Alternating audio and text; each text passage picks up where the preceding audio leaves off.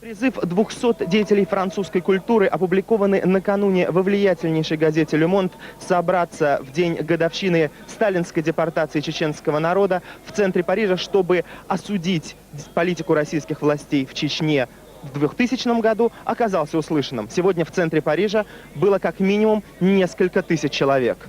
Место было выбрано на редкость удачное. Ведь, например, первая подобная акция у стен российского посольства в Париже собрала не более 10 человек.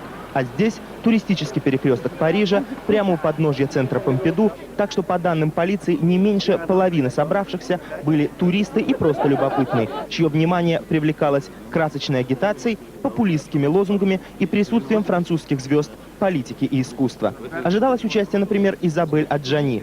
В последний момент она отказалась, а ее место заняла не менее популярная здесь Джейн Биркин.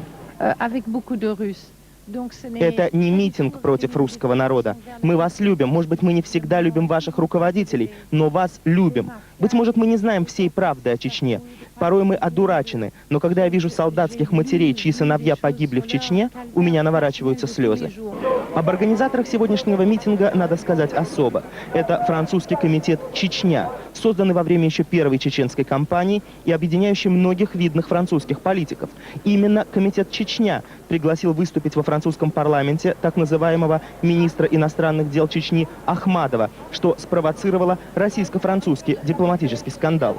А сегодня комитет «Чечня» поддерживает председатель комитета по международным делам парламента Франции, один из основных кандидатов на пост мэра Парижа Жак Ланг. Почему мы нападаем на австрийских ультраправых, которые еще ничего не совершили, и сидим сложа руки, видя что происходит в Чечне? Добавьте к этому заявление лидера французских социалистов Франсуа Олланда, призвавшего приостановить все виды финансовой помощи России. Так что это, уже тенденция?